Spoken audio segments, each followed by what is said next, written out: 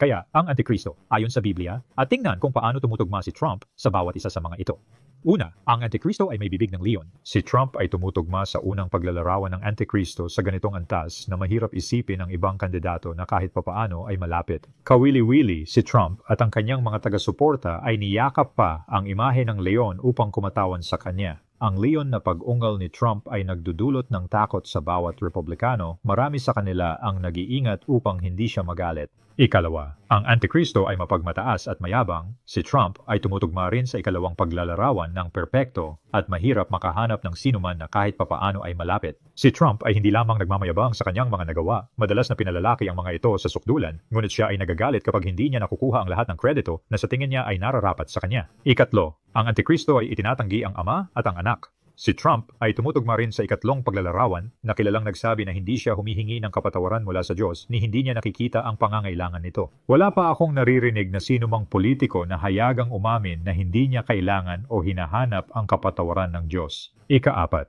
ang Antikristo ay isang masamang tao. Si Trump ay tumutugma rin sa ikaapat na paglalarawan dahil ang kanyang masamang pamumuhay at hilig sa paghamak at pagmamaliit sa ibang tao ay ang mismong kahulugan ng masama. Sa totoo lang, bagaman si Trump ay masama sa sukdulan, mayroon ding ibang mga tao na maaring magkasya sa particular na paglalarawan na ito. Ikalima, ang Antikristo ay itinatapon ang katotohanan sa lupa. Si Trump ay tumutugma rin sa ikalimang paglalarawan dahil siya ay may reputation sa paglalaro ng mabilis at maluwag sa katotohanan. Si Trump ay madalas na binabaluktot ang katotohanan na marami sa kanyang mga taga-suporta ay halos immune na sa kanyang ginagawa. Muli, gayunpaman sa totoo lang, meron ding ibang mga tao na maaaring ilarawan sa ganitong paraan. Ika-anim, ang Antikristo ay dumarating sa kanyang sariling pangalan. Si Trump ay tumutugma sa ika-anim na paglalarawan ng tumpak na hindi ko maisip ang sinuman na kahit papaano ay malapit. Ginamit ni Trump ang kanyang pandaigdigang kasikatan hindi lamang upang makakuha ng pagtanggap sa komunidad ng Kristiyanong Ebanghelikal, kundi sa isang direktang katuparan ng talatang ito sa Biblia, si Trump ay ngayon ay napaka-popular at minamahal pa sa Israel. Ikapito, ang Antikristo ay may kasunduan sa marami. Si Trump ay perpektong tumutugma sa ikapitong paglalarawan sa kanyang Abraham Accords, isang makasaysayang kasunduan sa pagitan ng Israel at ng kanyang mga kapitbahay.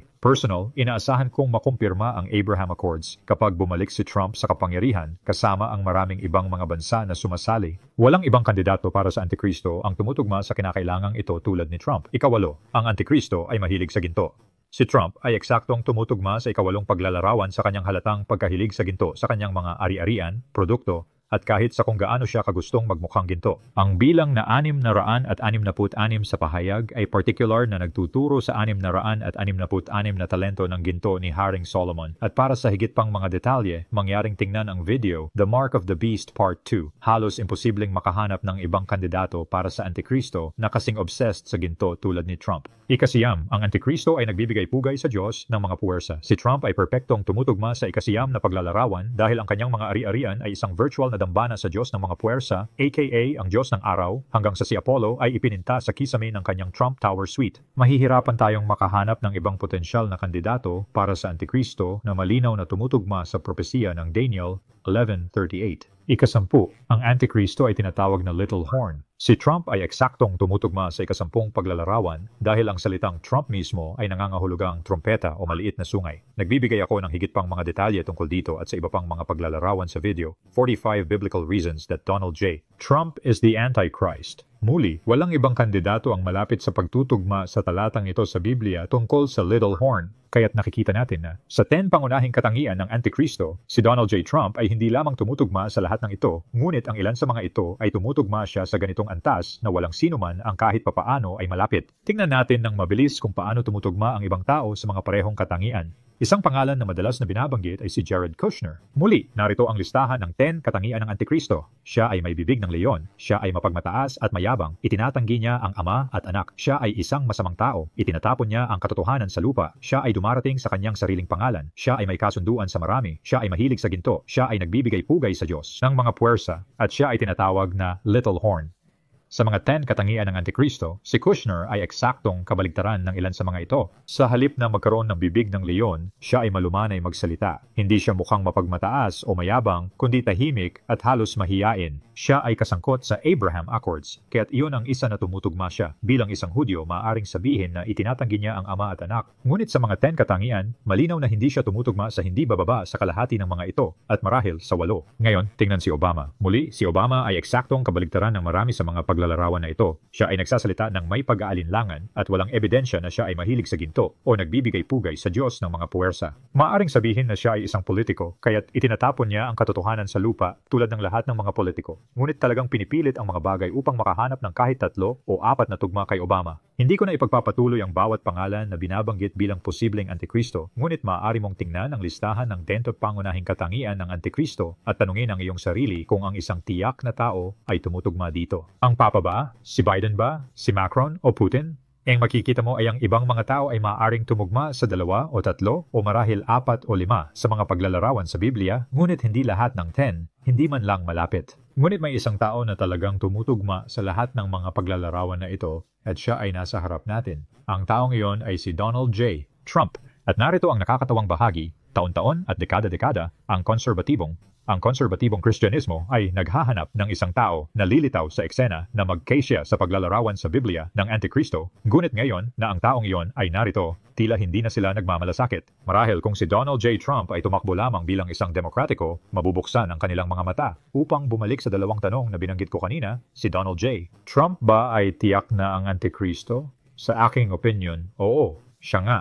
Walang ibang tao na tumutugma sa paglalarawan sa Biblia ng Antikristo ng tumpak at perpekto sa bawat paraan. Parang ang mga paglalarawan sa Biblia ay mga palaso at bawat isa sa mga palaso na iyon ay direktang nakaturo kay Trump. At ang ating pangalawang tanong, may iba pa bang mga kandidato na tumutugma rin sa paglalarawan sa Biblia ng figurang ito? Sa aking opinion, wala.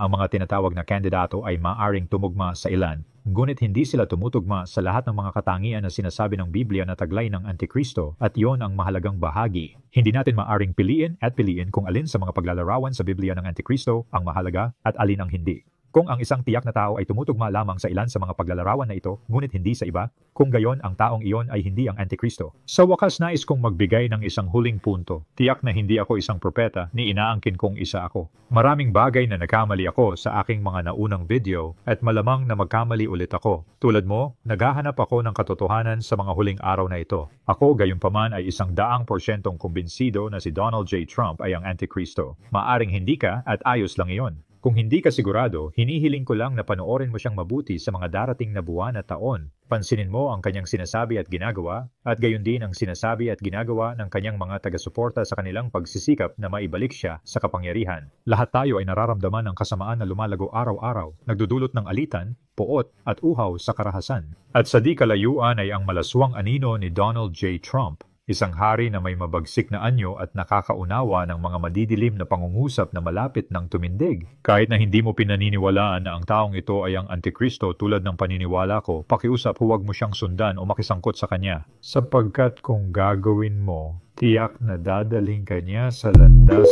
ng kapahamakan.